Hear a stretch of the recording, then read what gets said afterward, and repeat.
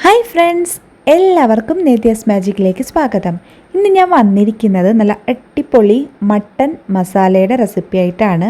അപ്പോൾ ഈ ഒരു കറി ഉണ്ടല്ലോ, ചോറിനൊപ്പം ആയാലും ഇപ്പോൾ പെറോട്ട, ചപ്പാത്തി, അപ്പം അങ്ങനെ എന്തിനോടൊപ്പം ആയാലും നല്ല അടിപൊളി കോമ്പിനേഷനാണ്. അപ്പോൾ നമുക്ക് എങ്ങനെയാണ് ഈ മട്ടൻ മസാല തയ്യാറാക്കുന്നതെന്ന് നോക്കിയാലോ. മട്ടൻ മസാല തയ്യാറാക്കാനായിട്ട് ഞാനിവിടെ 1/2 കിലോ മട്ടനാണ് എടുത്തിരിക്കുന്നത്. ചെറിയ പീസായിട്ട് കട്ട് ചെയ്ത് ക്ലീൻ ചെയ്ത് വെച്ചിട്ടുണ്ട്. അപ്പോൾ ഇത് നമുക്ക് ആദ്യം ഒന്ന് മാരിനേറ്റ് ചെയ്യാം. അതിനായിട്ട് ആദ്യം നമുക്ക് 1 സ്പൂൺ ഇഞ്ചി വെളുത്തുള്ളി പേസ്റ്റ് ചേർക്കാം. പിന്നെ നമുക്ക് ചേർക്കാനുള്ളത് തൈരാണ്. ഞാനിപ്പോൾ ഇവിടെ 1 സ്പൂൺ തൈരാണ് ചേർക്കുന്നത്. അപ്പോൾ ഇത് ആവശ്യത്തിന് പുളിയുള്ള തൈരായിരുന്നു കേട്ടോ. അപ്പോൾ പുളി കുറവാണെങ്കിൽ 2 സ്പൂൺ തൈര് വരെ നമുക്ക് ചേർത്ത് കൊടുക്കാം. പിന്നെ നമുക്ക് ഇതിലേക്ക് കുറച്ച് കറിവേപ്പിലയും ആവശ്യത്തിന് ഉപ്പും ചേർക്കാം. പിന്നെ പറയാൻ മറന്നുപോയി, നമുക്കൊരു നാരങ്ങയുടെ പകുതി കൂടി ചേർത്ത് കൊടുക്കണം. അപ്പോൾ ഇതെല്ലാം ചേർത്ത് നമ്മളുടെ മട്ടൻ നല്ല അടിപൊളിയായിട്ടൊന്ന് മിക്സ് ചെയ്തെടുക്കണം. അതിനുശേഷം ഒരു 30 മിനിറ്റെങ്കിലും കുറഞ്ഞത് നമ്മളിത് റെസ്റ്റ് ചെയ്യാൻ വെക്കണം. എന്നിട്ട് നമുക്കിത് കുക്കറിലിട്ടിട്ട് കുക്ക് ചെയ്തെടുക്കാം. അപ്പോൾ കുക്ക് ചെയ്യുമ്പോൾ കുറച്ച് വെള്ളം ചേർത്താൽ മതി, ഒരുപാട് വെള്ളം ആവേണ്ട. കാരണം ഈ മട്ടനിൽ നിന്ന് ആവശ്യത്തിന് വെള്ളം ഇറങ്ങി വരും. അപ്പോൾ ഒരു കുറച്ച് വെള്ളം കൂടി ഒഴിച്ചിട്ട് നമ്മളിത് കുക്കറിലിട്ട് 5 വിസിൽ കേൾക്കുന്ന രീതിയിൽ കുക്ക് ചെയ്തെടുക്കണം. ഇപ്പോൾ ഇത് നന്നായിട്ട് മിക്സ് ചെയ്തെടുത്തിട്ടുണ്ട്. ഇനി ഇത് നമുക്കൊരു 30 മിനിറ്റ് റെസ്റ്റ് ചെയ്യാൻ വയ്ക്കാം. അതിന് ശേഷം ഇത് കുക്കറിലിട്ട് കുക്ക് ചെയ്യാം. മട്ടൻ ഞാനിപ്പോൾ കുക്കറിലിട്ട് കുക്ക് ചെയ്ത് അവിടെ വെച്ചിട്ടുണ്ട്. അപ്പോൾ അത് അവിടെ ഇരിക്കട്ടെ. ആ ടൈമിൽ നമുക്ക് അതിൻ്റെ വേണ്ടുന്ന മസാലയൊക്കെ റെഡിയാക്കാം.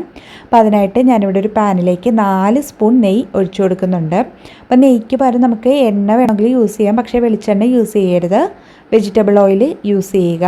അപ്പോൾ നെയ്യ് ചേർക്കുന്നതാണ് കേട്ടോ എന്തായാലും നല്ലത്. അപ്പോൾ ഇതിലേക്ക് നമുക്ക് സവാള ചേർത്ത് കൊടുക്കാം. ഞാനിപ്പോൾ ഇവിടെ 3 സവാളയാണ് എടുത്തിരിക്കുന്നത്. അപ്പോൾ ഇത് നമുക്ക് നന്നായിട്ടൊന്ന് സോട്ട് ചെയ്തെടുക്കണം. ഞാൻ പറഞ്ഞു, നെയ്യിലിട്ട് നമ്മൾ ഇത് ചെയ്യുമ്പോഴാണ് കൂടുതൽ സ്വാദ് നമുക്ക് കിട്ടുന്നത്. പിന്നെ നെയ്യ് അത്ര ഇഷ്ടമല്ലെങ്കിൽ നമുക്ക് വെജിറ്റബിൾ ഓയിലിലും ഇത് ചെയ്തെടുക്കാം. അപ്പോൾ ഇതിലേക്ക് ഞാൻ ഒരു കറുവാപ്പട്ട കൂടി ചേർത്ത് കൊടുക്കുന്നുണ്ട്. പിന്നെ നമുക്ക് കുരുമുളകാണ് ചേർക്കേണ്ടത്. ഞാനിപ്പോൾ ഇവിടെ ഒരു 10-15 കുരുമുളക് എടുത്തിട്ടുണ്ട്. കുരുമുളകിൻ്റെ പൊടിയല്ല, നമ്മൾ മുഴുവനെ ഉള്ള കുരുമുളകുണ്ടല്ലോ പൊടിക്കുന്നതിന് മുമ്പുള്ളത്. അപ്പോൾ മുഴുവനെ ഉള്ള കുരുമുളകാണ് ഒരു 15 ചേർത്തത്. അപ്പോൾ ഇതിലേക്ക് നമുക്ക് കുറച്ച് ഉപ്പും കൂടി ചേർത്ത് കൊടുക്കുക. അതാകുമ്പോൾ ഉള്ളി പെട്ടെന്ന് വാടി വരും. എന്നിട്ട് ഇതിന് നമുക്ക് നന്നായിട്ടൊന്ന് സോട്ട് ചെയ്തെടുക്കാം. അന്ന് ഉള്ളിയൊക്കെ നല്ല സോഫ്റ്റായിട്ടൊന്ന് നിറം മാറി വരട്ടെ. അപ്പോൾ അതുവരെ നമുക്കൊന്ന് വെയിറ്റ് ചെയ്യാം. ഇപ്പോൾ ഉള്ളിയുടെ കളറൊക്കെ മാറി നല്ല സോഫ്റ്റായിട്ട് വന്നിട്ടുണ്ട്. ഇനി ഇതിലേക്ക് നമുക്ക് ഇഞ്ചി വെളുത്തുള്ളി ചതച്ചത് ചേർത്ത് കൊടുക്കാം. പേസ്റ്റ് അല്ല കേട്ടോ, ചതച്ചിട്ട് ചേർക്കുന്നതാണ് ഒരു സ്വാദ് കിട്ടുന്നത്. പിന്നെ ഒരു പച്ചമുളക് ചതച്ചതും കൂടി ചേർത്ത് കൊടുക്കുന്നുണ്ട്. അത് നമുക്ക് വേണമെങ്കിൽ എരിവിനനുസരിച്ചിട്ട് ഒരു പച്ചമുളക് കൂടി ചേർത്ത് കൊടുക്കാം. ഇഞ്ചിയുടെയും വെളുത്തുള്ളിയുടെയൊക്കെ പച്ചമണമൊക്കെ മാറി വന്നിട്ടുണ്ട്. ഇനി ഇതിലേക്ക് നമ്മൾ കുക്ക് ചെയ്ത് വെച്ചിട്ടുള്ള മട്ടൻ ചേർത്ത് കൊടുക്കാം.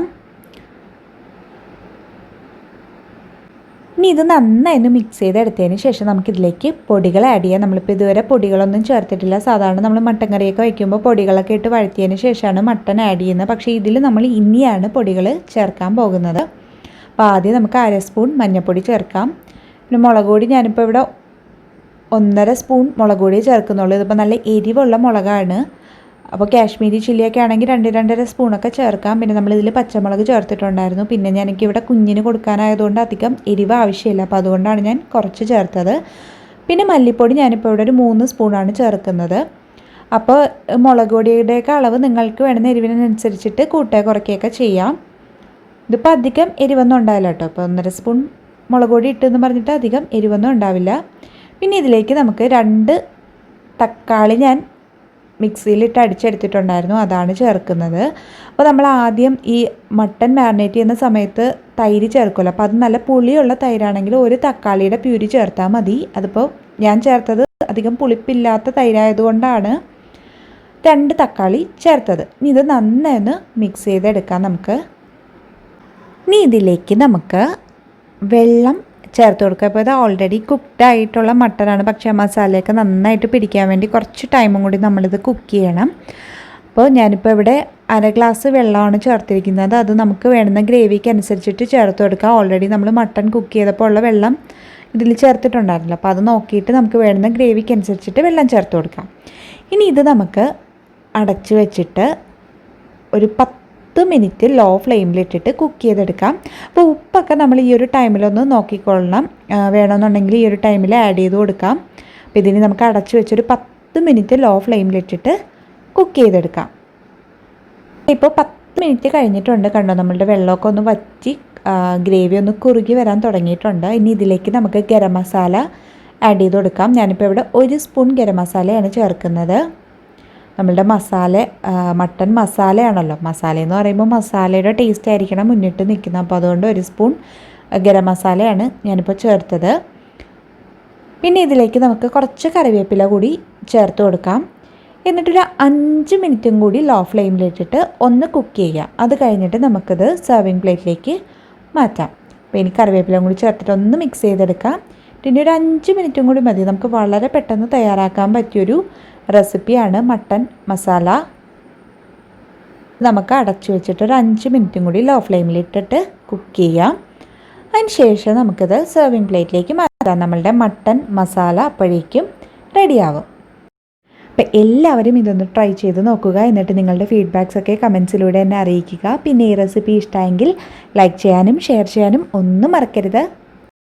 പിന്നെ ഈ ചാനൽ ഇതുവരെയും സബ്സ്ക്രൈബ് ചെയ്തിട്ടില്ലാത്തവരുണ്ടെങ്കിൽ ആ സബ്സ്ക്രൈബ് ബട്ടൺ കൂടി ഒന്ന് ക്ലിക്ക് ചെയ്ത് കൊടുക്കുക. അപ്പോൾ ഇതുപോലുള്ള നല്ല നല്ല റെസിപ്പീസുമായി നമുക്ക് വീണ്ടും കാണാം. താങ്ക്